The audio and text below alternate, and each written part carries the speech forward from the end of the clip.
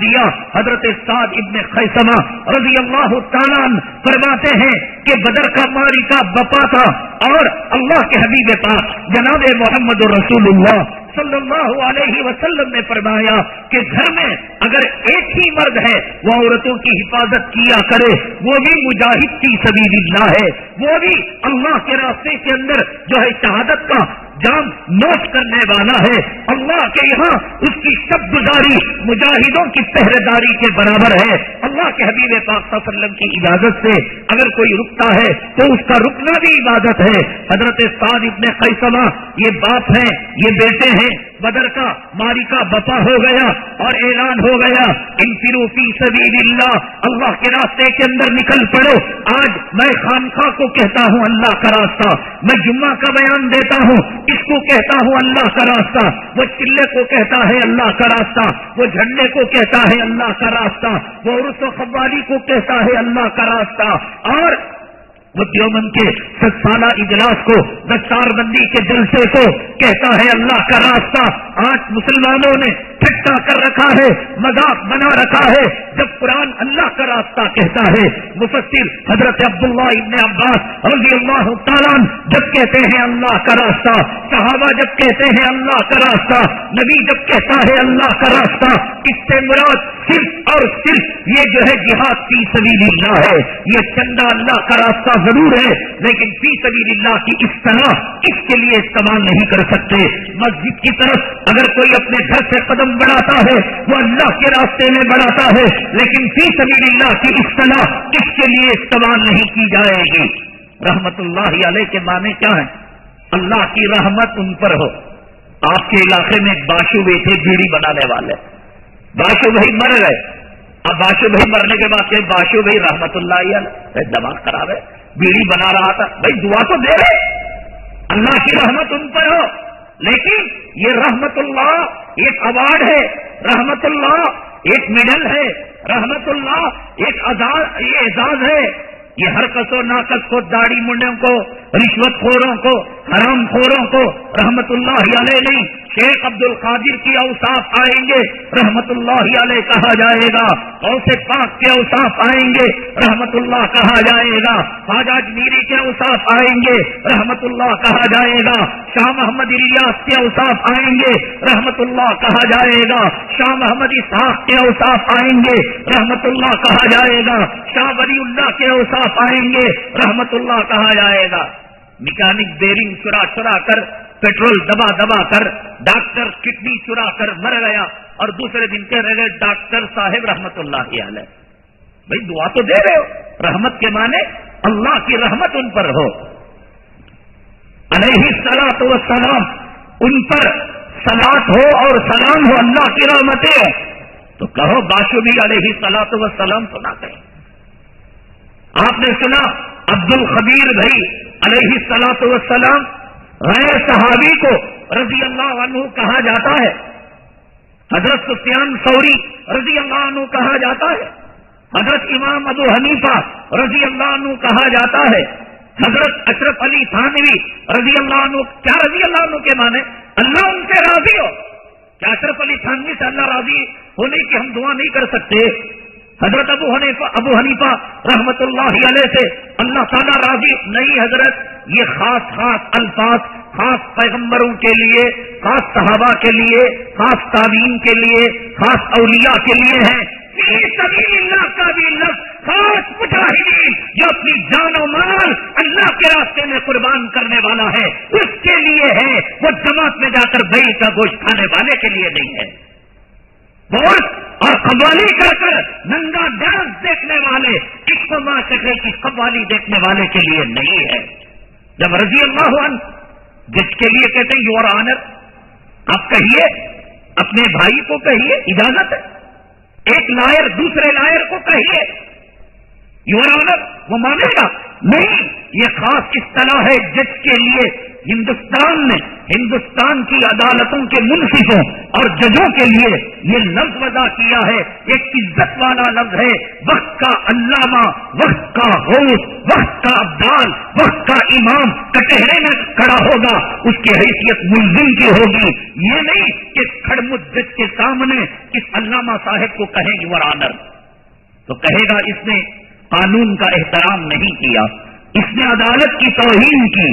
فی سبیل اللہ، یہ بدری خصلت والوں کے لیے، احد کے خصلت والوں کے لیے، تبوک کے خصلت والوں کے لیے خبردار، ہوشیار، ان کے زبانوں پر لگام لگاؤ، ورنہ قیامت کے دن اللہ تبارک تعالی آگ کی لگام ان کے زبانوں کے اندر لگائے گا۔ توحید حدیث کے اندر، قرآن کے اندر رد و بدل، نہ پیران پیر کو اجازت تھی، نہ ان کے باپ کو اجازت تھی، نہ غوث کو اجازت تھی، نہ عبدال کو اجازت تھی، نہ صدیق کو اجازت تھی، نہ فاروق کو اجازت تھی۔ ارے کلام پاک کی تبدیلی نبی بھی نہیں کر سکتا۔ یا ایھا النبی لما تحرم ما احل اللہ لک تبتغی مرضات ازواجک، اے نبی جسے اللہ نے حلال کیا آپ کون ہوتے ہیں حرام کرنے والے؟ فی سبیل اللہ قرآن کس کو کہتا ہے، حدیث کس کو کہتی ہے؟ اس میں آئے تو طواف کا ثواب، حجر اسود کو چھونے کا ثواب، 70 عمریاں کا ثواب، اتنی جو ہے رات جگنے کا ثواب، یہ قیامت کے دن انشاءاللہ ثم انشاءاللہ میرا دامن پکڑنا بات غلط ہو، اللہ آگے پیچھے کے الخاب کو نہیں دیکھتا۔ میری حیثیت کیا ہے؟ گندے نطفے سے من ای شیء خلق، من نطفہ خلقہ فقدر ثم السبیل یسر۔ میری حیثیت کیا اللہ کے یہاں؟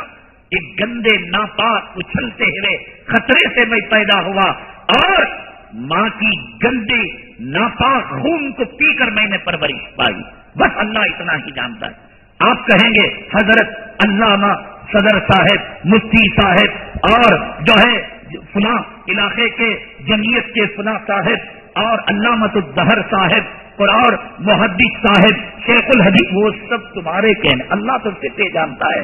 من ای شیء خلق، من نطفہ خلقہ فقدر ثم السبیل یسر ثم اماتہ فاقبر۔ تمہیں کسی کے غوث کہنے سے وہ غوث نہیں ہو جاتا، اللہ کے یہاں وہ کیا ہے؟ حبشہ والوں نے بلال کا مقام گھٹایا، اللہ نے بلال کو کعبے کی چھت پر کھڑا کر کر کے دنیا والوں کو بتایا، اے حبشہ کے کمیموں، جس بلال کو تم نے گری نگاہ سے دیکھا، آج یہ بلال آج کعبے سے افضل ہے، کعبہ اس کے قدموں کے نیچے آ چکا ہے۔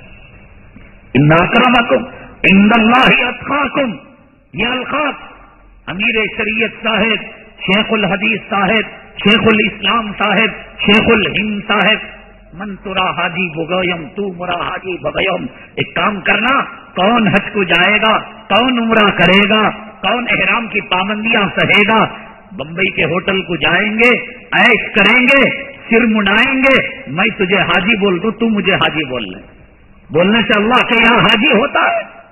یہ دنیا کے القاب ہیں۔ یہ حضرت جی، یہ مولانا صاحب، یہ مولانا زبیر صاحب، یہ مولانا انعام صاحب، اللہ نہیں جانتا کہ یہ مرکز کے ذمہ دار تھے یا نہیں تھے، اللہ صرف یہ جانتا ہے من ای شیء خلق۔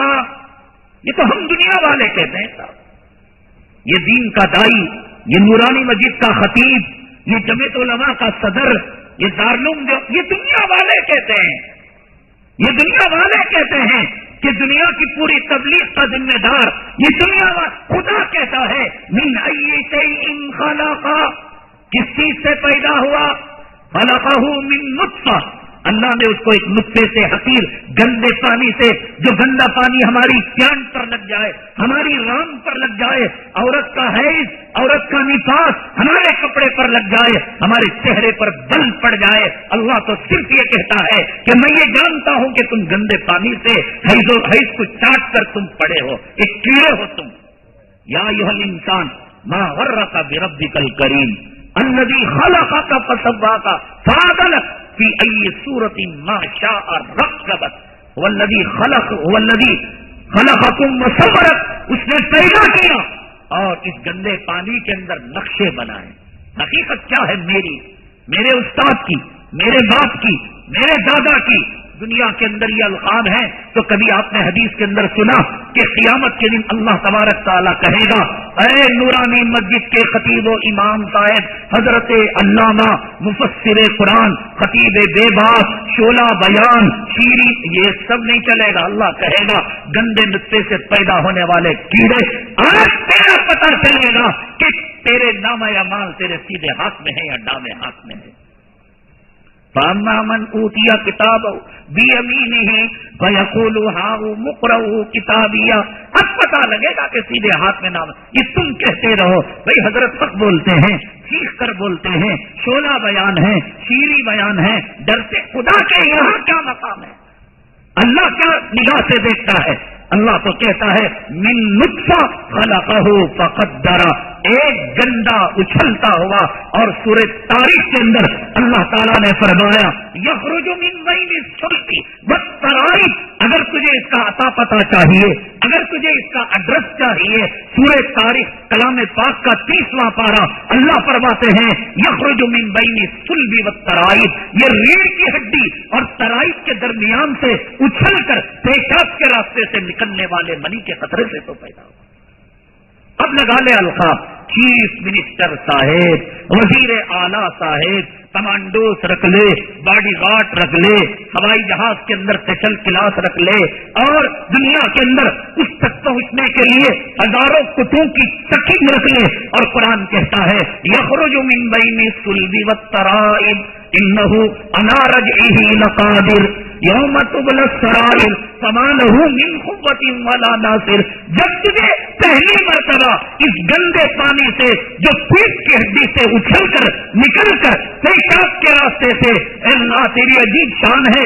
زبان عزت کی چیز ہے، آنکھ عزت کی چیز ہے، کان عزت کی چیز ہے، چہرہ عزت کی چیز ہے، ہاتھ عزت کی چیز ہے.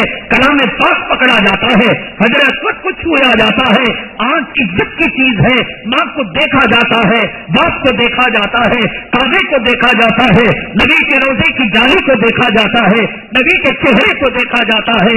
پیر عزت کی چیز ہے، یہ جہاد کی طرف بڑھتے ہیں. ہاتھ عزت کی چیز ہے، AK-47 کلاش کو پکڑ کر یہ دھڑ دھڑ اور گولیاں برسا کر کافروں کو انہیں ہاتھوں سے گولیاں چلا کر چیر کر ہم شہادت کی لذت پاتے ہیں. جہاد کے نغمے ہم گاتے ہیں. مولا اگر تو چاہتا تو اس گندے پانی کو ہاتھ سے نکالتا، اس ناک سے نکالتا، آنکھ سے نکالتا، دل سے نکالتا، دماغ سے نکالتا.